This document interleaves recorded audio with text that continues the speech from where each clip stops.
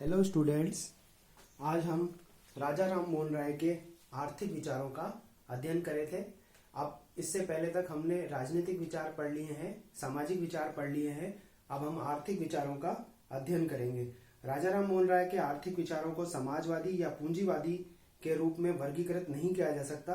उन्होंने आर्थिक विचारों का किसी विशेष विचारधारा या सिद्धांत के आधार पर प्रतिपादन नहीं किया। उनके आर्थिक विचारों में किसी विशेष विचार के प्रति निष्ठा की अपेक्षा भारत की जनता की आर्थिक प्रगति के प्रति आकांक्षा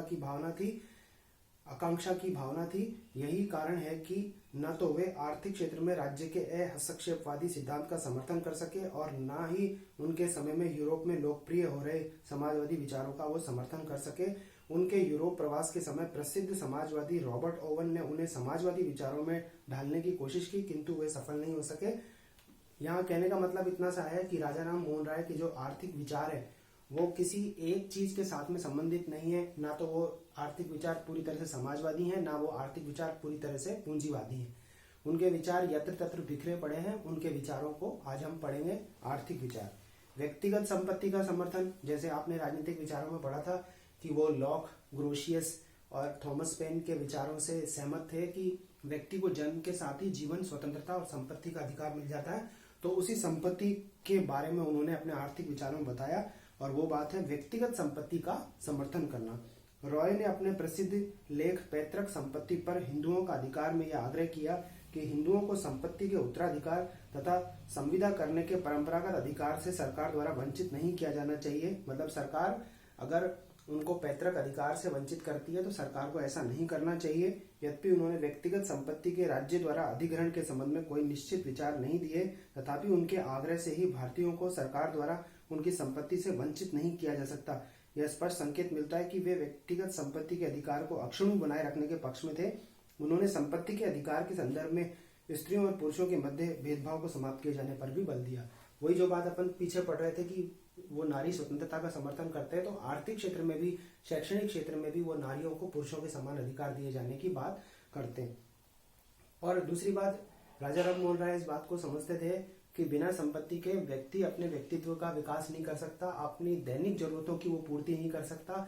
तो इसलिए व्यक्ति को यह अधिकार मिलना चाहिए कि वो अपनी दैनिक जीवन की आवश्यकताओं की पूर्ति के लिए और अपने परिवार के लिए वो क्या कर सके, संपत्ति रख सके। और जो संपत्ति उनको पूर्वजों से प्राप्त हो रही है उसके संबंध में उन्होंने कहा कि राज्य या सरकार को इस प्रकार की संपत्ति को नहीं छीनना चाहिए, और स्त्रियों को और पुरुषों को इस पैतृक संपत्ति के संबंध में अधिकार जो है वो बराबर का मिलना चाहिए। इस प्रकार की बात उन्होंने अपने व्यक्तिगत संपत्ति संबंधी विचारों में दी है।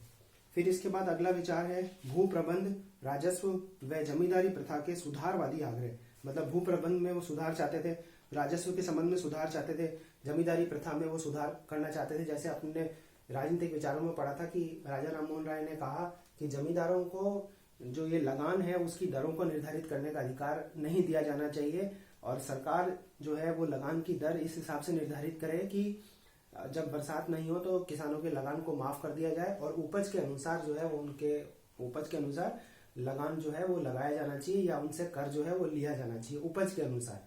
जिस वर्ष उपज नहीं होगी उस पर लगान भी नहीं होगा। इस प्रकार की बात उन्होंने राजस्व के संबंध में, सुधार के संबंध में या जमींदारी प्रथा के संबंध में उन्होंने बताई थी और इस प्रकार की बात कही थी। रॉय ने इस मान्यता का खंडन किया कि समस्त भूमि का स्वामित्व पूर्ण रूप से राज्य में निहित रहता है, और उन्होंने राजा राम मोहन राय ने यह भी माना था कि भूमि पर अधिकार किसका होता है, भूमि जोतने वाले का, और भूमि पर अधिकार भूमि जोतने वाले का होता है। तो भूमि जोतने वाला कौन होता है, किसान। किसान का अधिकार जो है वो स्वीकार किया जाना चाहिए। इस प्रकार की बात वो कहते हैं।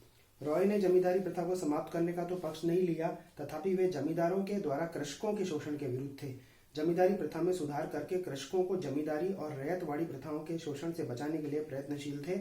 उन्होंने मांग की कि लगान की दर निश्चित करने में जमींदारों को छूट नहीं मिलनी चाहिए, अपितु सरकार को लगान निश्चित कर देना चाहिए तथा बिना सरकार की अनुमति के लगान की राशि में जमींदारों को परिवर्तन करने का अधिकार नहीं होना चाहिए। तो इस प्रकार के विचार भू राजस्व, भू प्रबंध और जमींदारी प्रथा के प्रति उन्होंने अपने सुधारवादी विचार प्रस्तुत किए।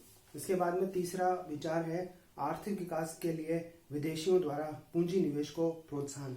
मतलब राजा राम मोहन राय ने कहा कि जो व्यक्ति भारत के विकास में तत्पर हैं या भारत के विकास के इच्छुक हैं वो अपनी पूंजी को भारत में लाकर निवेशित करें। वो ऐसे विदेशियों को भारत में लाकर बसाना चाहते थे जो क्या करे, भारत के विकास के लिए, भारत के लोगों को रोजगार देने के हिसाब से भारत में पूंजी का निवेश करना चाहते हो। अब यहाँ इस तरह का विचार आने के बाद में ऐसा नहीं सोचना चाहिए कि राजा राम मोहन राय जो थे वो राष्ट्रभक्त नहीं थे। वो तो राष्ट्र के विकास के लिए ये चाहते थे कि ऐसे व्यक्ति या ऐसे पूंजीपति जो राष्ट्र भारतवर्ष के विकास में रुचि रखते हो, केवल वही व्यक्ति भारत में आकर बसे और वो भारत में पूंजी निवेश करें। इस प्रकार की बात उन्होंने कही है। तो इसको गलत रूप में हमें नहीं लेना चाहिए। आर्थिक विकास के लिए विदेशियों द्वारा पूंजी निवेश को प्रोत्साहन। रॉय भारत से पूंजी के निवेश में निर्गमन को समाप्त करना चाहते थे। उनकी मान्यता थी कि ऐसे व्यापारियों को, ऐसे विदेशियों को जो भारत में व्यापार कर धन और संपत्ति का तो अर्जन करना चाहते हैं, लेकिन भारत के भविष्य को भी सुधारना चाहते हैं, भारत की औद्योगिक व्यवस्था को मजबूत करना चाहते हैं, उनको भारत में लाकर बसाना चाहिए। उन्होंने यह भी मांग की कि विदेशियों को भारत में बसाए जाने के लिए आर्थिक और कानूनी व्यवस्था भी होनी चाहिए। ये बात सही है कि विदेशियों को जब हम लाकर बसा रहे हैं तो उनके लिए आर्थिक और कानूनी व्यवस्था होनी चाहिए। उनकी मान्यता थी कि विदेशी व्यापारियों के भारत में पूंजी निवेश करने और उनके यहीं बस जाने से भारत से आर्थिक साधनों और पूंजी के निष्क्रमण को रोका जा सकेगा। साथ ही उत्पादन के उन्नत साधनों और तकनीक से भारतीय अर्थव्यवस्था पर लाभप्रद प्रभाव पड़ेगा। विदेशियों को भारत में बसाने के राय के सुझाव का काफी विरोध हुआ। उनके इस विचार से यह भ्रम पैदा हुआ कि रॉय भारतीय आर्थिक और सामाजिक व्यवस्था पर विदेशियों का प्रभुत्व चाहते हैं, लेकिन यह सोच जो थी वो गलत थी। तो मैंने जैसे आपको कहा कि वो सिर्फ भारत के आर्थिक विकास को देखना चाहते थे और वो चाहते थे कि ऐसे लोग आकर बसे जो भारत के विकास में इच्छुक हों। जब आदमी अपनी पूंजी को लगाता है तो वो कुछ लाभ की कामना भी करता है, जो ठीक है, लेकिन उनका जो लक्ष्य है वो भारत का विकास करना होना चाहिए। तो ऐसे व्यक्तियों को हम लाकर भारत में बसा सकते हैं, लेकिन इसके लिए भी उन्होंने कहा कि आर्थिक और कानूनी व्यवस्थाएं जो है वो होनी चाहिए। इस प्रकार के विचार से भ्रम पैदा हुआ, लेकिन हमको भ्रम में नहीं पड़ना है। तो ये उनके आर्थिक विचार थे, जिसमें प्रमुखता क्या बताया गया, व्यक्तिगत संपत्ति का समर्थन किया, जिसमें उन्होंने हिंदू उत्तराधिकार जो था उसके संबंध में सरकार को हस्तक्षेप न करने की बात की, या व्यक्तियों की पैतृक संपत्ति को छीनने की या राज्य के द्वारा हस्तक्षेप न करने की बात स्वीकार की, और स्त्रियों और पुरुषों को संपत्ति के संबंध में अधिकार दिए उन्होंने।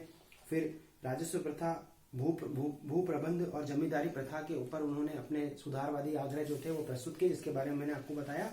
और उन्होंने विदेशियों को भारत में लाकर बसाने और उनके द्वारा पूंजी निवेश को किए जाने को प्रोत्साहित किया। तो ये उनके प्रमुख रूप से आर्थिक विचार थे।